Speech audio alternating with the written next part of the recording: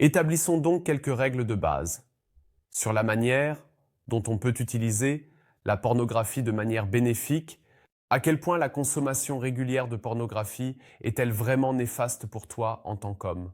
À quel point cela affecte-t-il ta sexualité épanouissante avec les femmes ou d'autres hommes? À quel point cela affecte-t-il la qualité de l'érection lors des rapports sexuels en ce qui concerne les problèmes d'érection? À quel point est-il grave que ton endurance sexuelle affecte ta capacité à tenir? Je travaille maintenant depuis 8 ans en tant que coach sexuel et thérapeute de couple et de sexualité.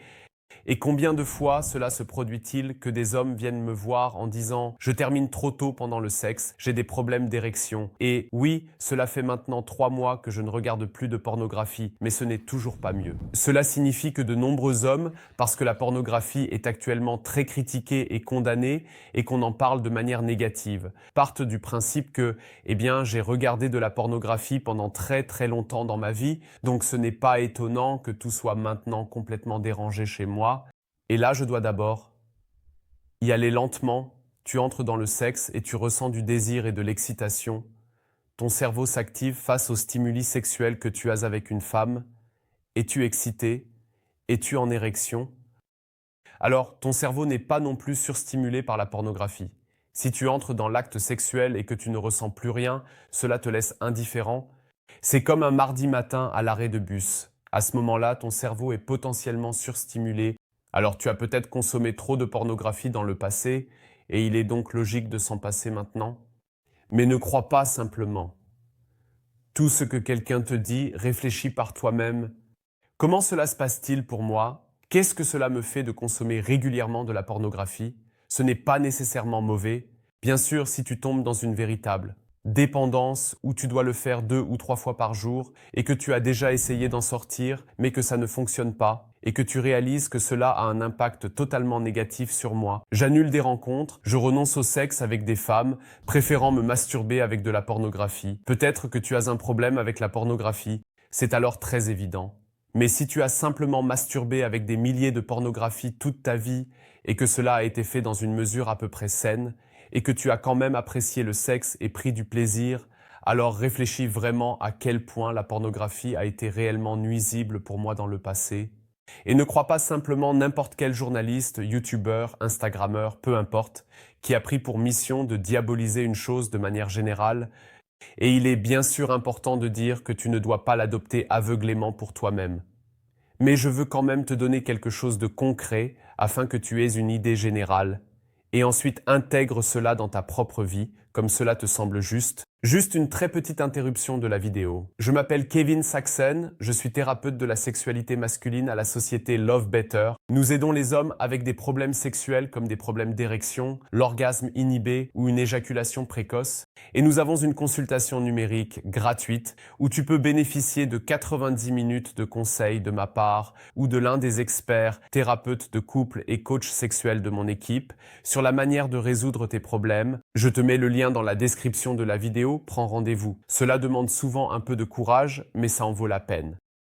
Je dirais qu'utiliser des pornographies 1 ou 2 fois par semaine devrait être relativement sans problème pour la plupart des hommes.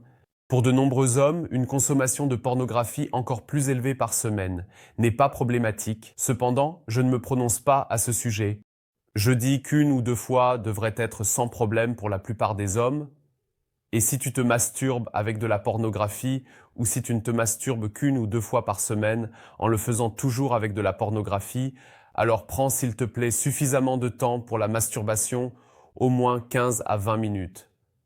Ensuite, masturbe-toi par exemple la première moitié avec de la pornographie et la seconde moitié sans pornographie ou vice-versa, afin que tu aies toujours suffisamment de temps pour vraiment te sentir, explorer ton corps et apprendre à connaître ton corps.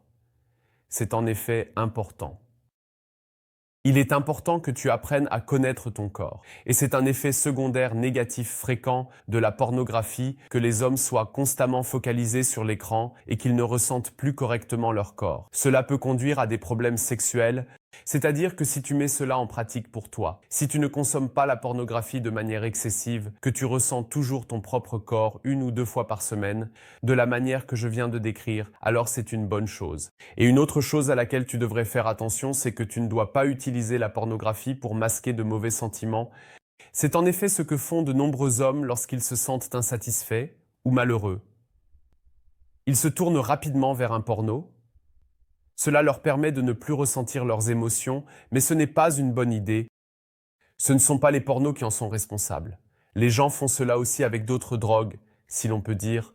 Certains le font avec le tabac, d'autres avec des sucreries, d'autres avec de la nourriture, d'autres avec de l'alcool ou des drogues dures. Cela signifie que ce que tu ne devrais pas faire, c'est renoncer à ta drogue, la pornographie, dans de tels moments, mais plutôt de te mettre à boire une bière. Il ne s'agit pas d'éviter cela, mais simplement de supporter le sentiment, de laisser le sentiment être présent, de l'accepter et de le ressentir. C'est ce que le sentiment veut de toi, il veut être ressenti.